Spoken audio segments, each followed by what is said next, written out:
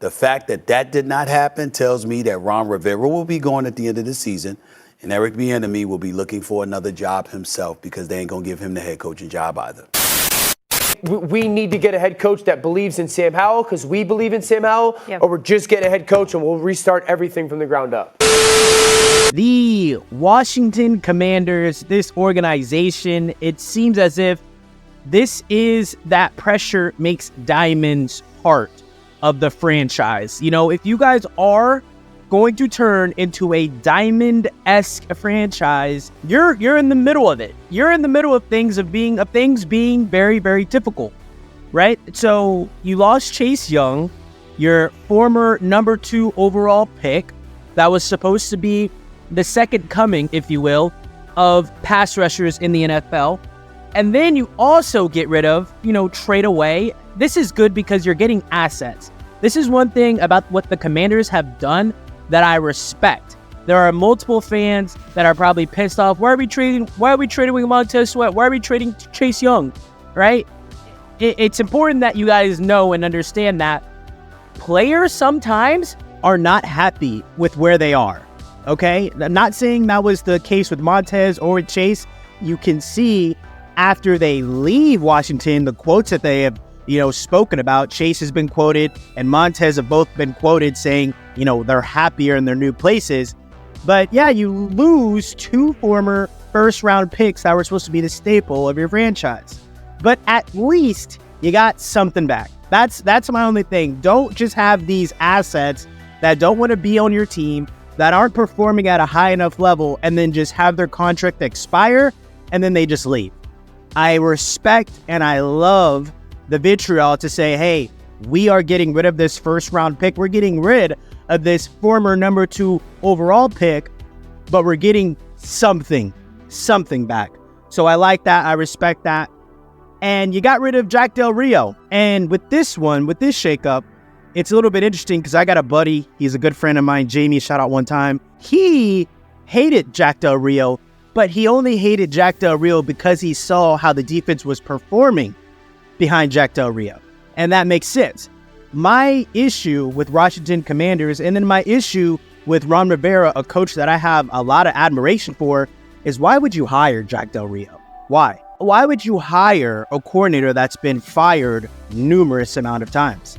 That does not make sense to me. Jack Del Rio has been a Jacksonville Jaguars head coach, got fired. You guys remember those days.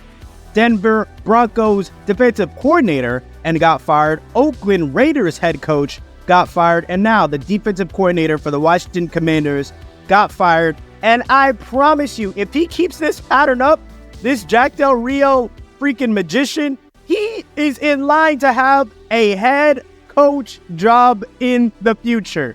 If he gets fired from a defensive coordinator position, he gets a head coach position, not the next year, but in some time. So let that sink in. That's where Ron Rivera loses me. Ron Rivera, so many great things about the guy. I remember him really as much as a Panthers head coach, Cam Newton's mentor.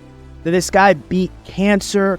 He just looks like a loving guy. He just looks so awesome. So you bang on your chest for him. You go to bat for him. You go to war for him. I'm sorry, I can't have you making these coaching decisions. And then, Mr. Ron Rivera is being quoted saying, hey, we're removing ourselves from Jack Del Rio.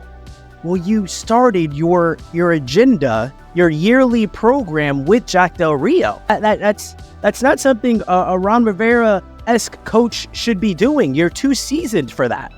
Way too seasoned for that. You're a defensive-minded head coach. Why are you hiring Jack Del Rio, bro?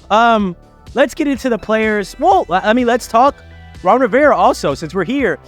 He's in line to get fired, right? And I feel as if I know people from afar. I feel as if this new owner that you guys have, Josh Harris, new owner, I am willing to guarantee and bet that he really, really likes Ron Rivera as a person, as a man, and more than likely, probably also as a head coach. I'm guessing. Ron Rivera, after this Jack Del Rio firing, he's given a grace period. This Cowboys 45-10 beatdown, I know Josh Harris isn't like that. He just made a massive investment into a team with a lot of controversy.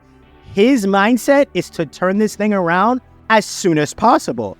But he's okay doing it with Ron Rivera. This is just my speculation. Ron Rivera, if you lose out, or if you continue with these embarrassing 35-point losses, you're gone.